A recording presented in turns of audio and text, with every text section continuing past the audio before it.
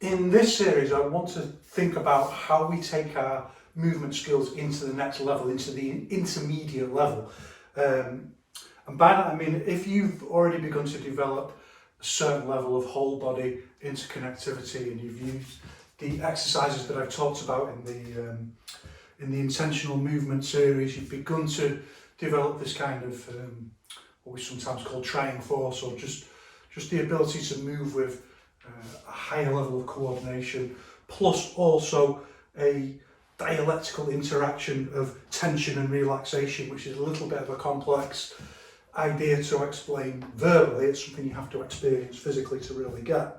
How then do we take that and move it on into the next level? And that kind of presents itself logically. It's one of the wonderfully unique things about Yiquan, particularly, that it's this kind of natural system. It's not a system that needs to be designed as such by a human being. It's something that will unfold naturally as you proceed along your training. And one of the key elements of that is that once you get to a certain point, then the next point very often suggests itself to you quite naturally. And I've experienced that myself. Just countless times. Literally countless. It's a little bit. I'll talk about it another time. But you will find with a certain point of developing whole body interconnectivity that you have to you can't go any further with it. It's like, so what?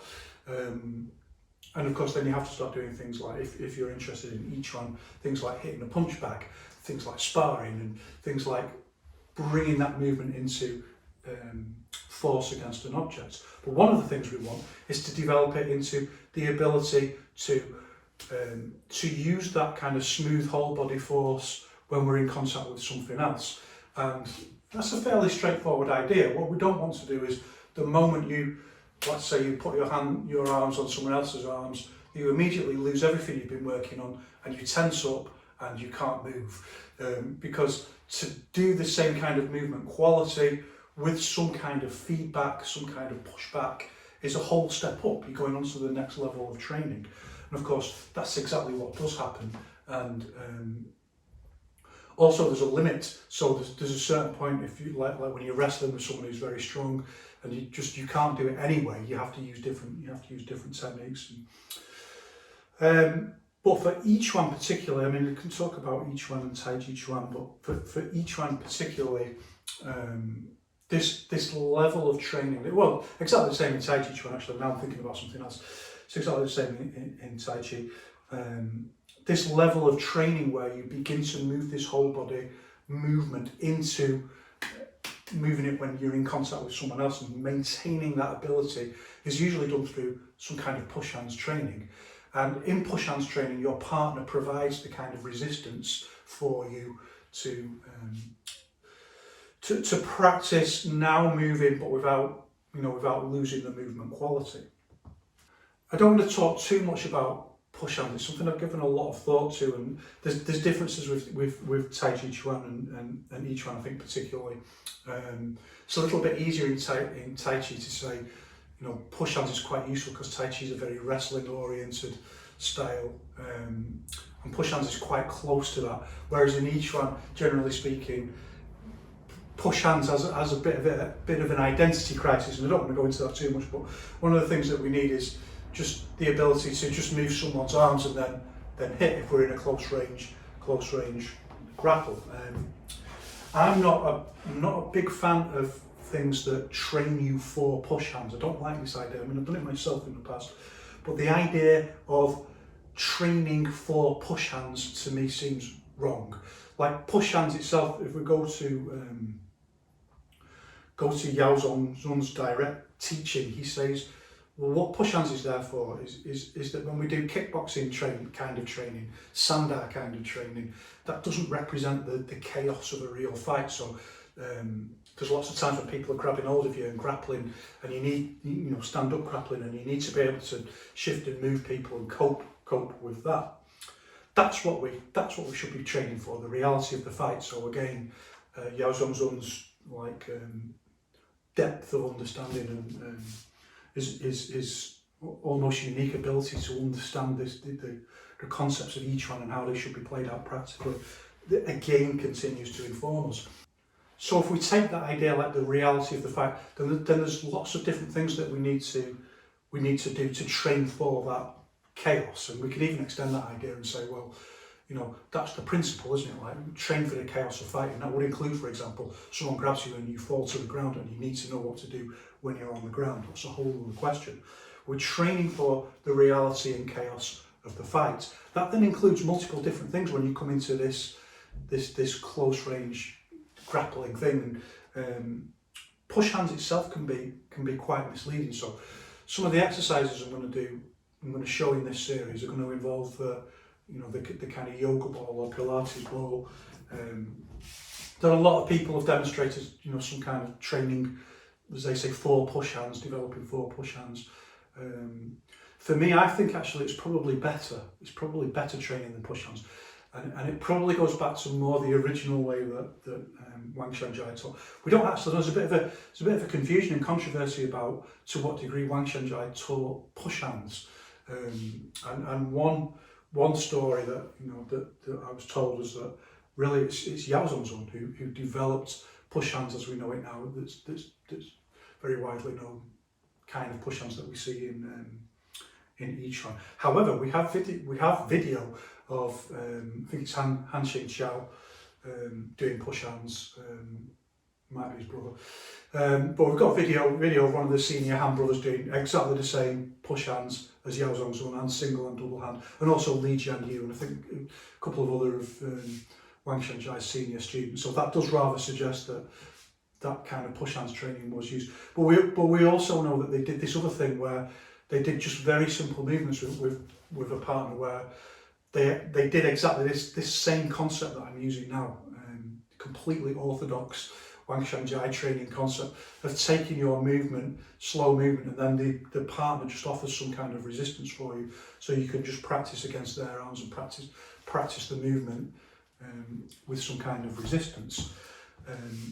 So for that reason, well, that's one of the reasons, using like a Pilates ball or something like that, you can practice that over and over and over again. You don't even have to bother someone to be the training dummy, if you like. And also, there's a whole issue around push hands itself in each one that we've got a whole way of thinking about push hands that we'll talk about another time. But the point being that you tend to focus then when you're doing push hands on techniques and also on winning rather than movement quality. And for that reason, like working with a Pilates ball or something like that, it is much better. You don't have to worry about it. You can go back to this original idea where someone's just being your helper, someone's just being the resistance for you so that you can practice movement. And here it is, the Pilates ball. So it's a workout in itself, just getting the damn thing inflated. Just bought it. It's heavy actually, heavier than the ones in the gym. But that's not to say that we don't want to be pious about it. We know it develops the movement qualities that we then bring into things like push hands. But we can of course do freestyle movements with it.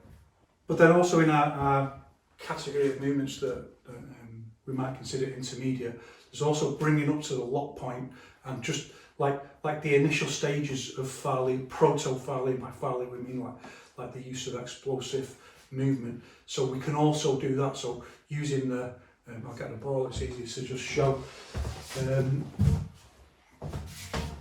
Using the, say just practicing pushing or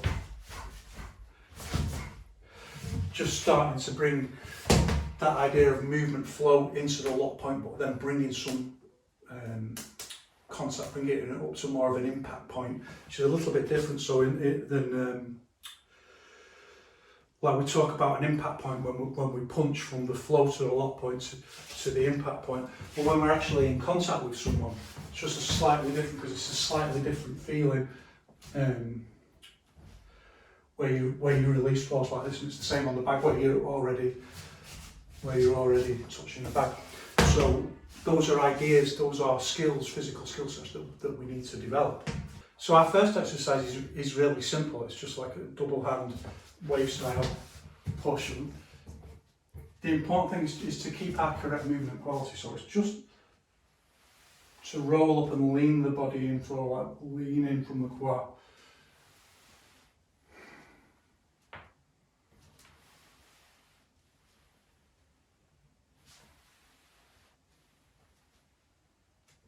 change the other way.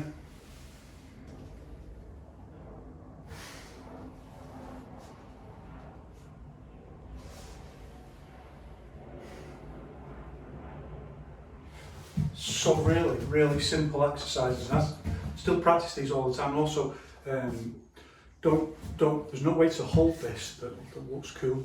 I'll do it like that. Also practicing against other things like a pillar or a tree, so you get this idea of moving out, or objects and corners and things like that, so that you can get the feeling of moving the ball from different angles.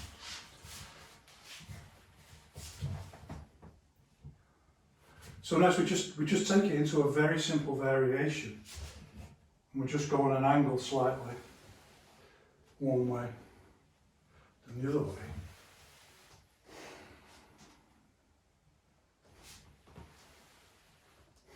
And you try to maintain the same level, same body movement quality, and the same body tension, relaxation, dialectic consistency that you do if you're just doing it in the air.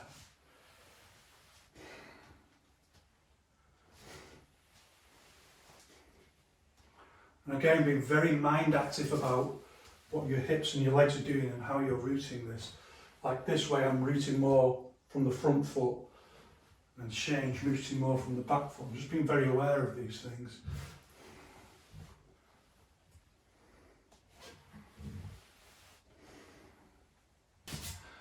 Now it is intermediate, so we start taking it into a little bit more of a complex movement.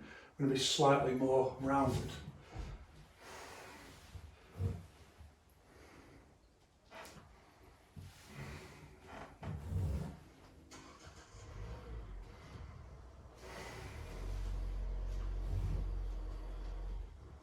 And the other way without changing legs.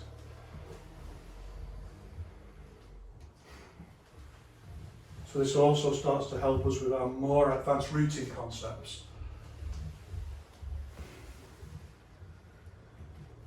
Again, this way.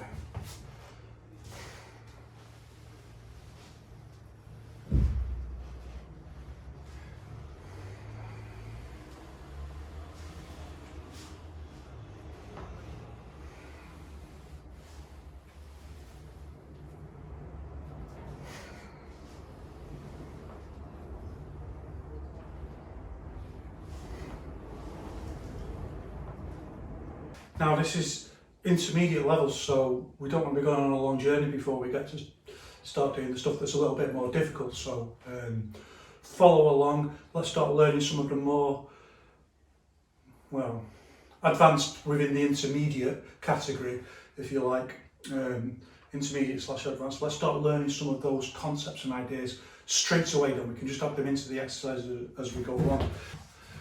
And our first one is to bringing a little bit of energy into the, so here really this is what we call a lock point.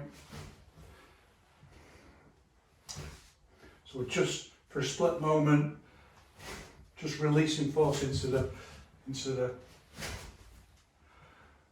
ball.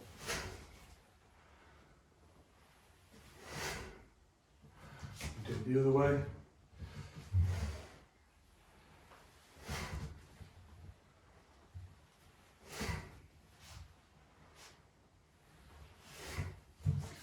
This way.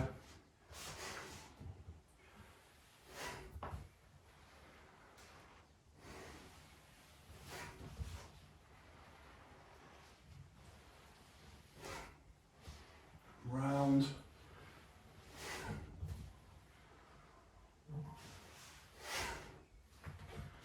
So we're still quite relaxed, and there's, we can take that, we can start taking that up degrees into adding more force in.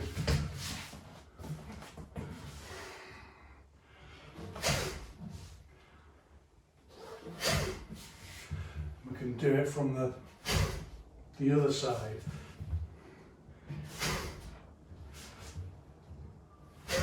I quite like them little things where it goes a little bit awry, like it went a little bit too far then, because those are skills you need to adapt. Like, make a mistake is not a problem, failure to adapt is the only problem. So we need those little chaotic things, like Yao Zhong's would say, the chaos of the fight. You've got to start practicing for the chaos of the fight, not practicing for push hands. Push hands is practicing for the chaos of the fight.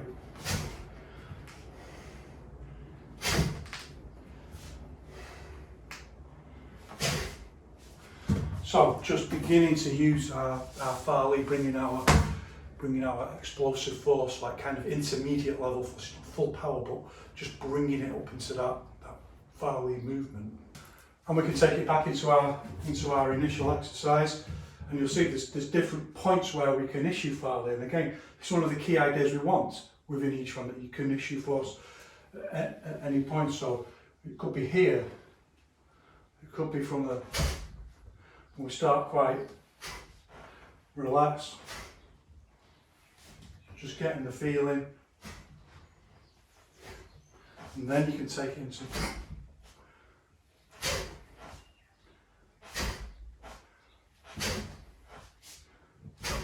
or again, side, or even just like a longer, just watch your fingers against the wall. So I'm lifting my fingers up like that. Or just both this way. Just beginning to use the idea of issuing force in this way. So next in this, consider it in this same exercise category. Instead of moving around this way, what we're going to do is we're going to get up to here, and then one hand's going to predominantly move, and the other one can come off a little bit. Just to circle around. It's better if you just keep touching like that. And the other way.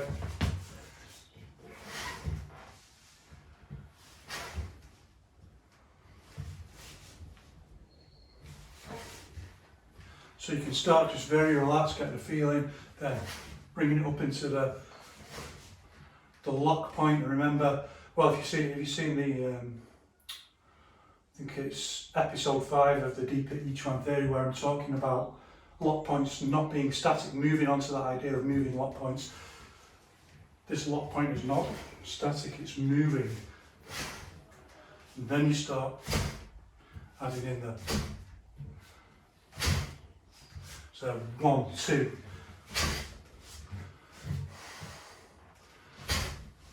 flow, just flow, 1, 2, this way again, or single, just hitting down this way, release force, 1, 2. So now we can start in and then over for the punch.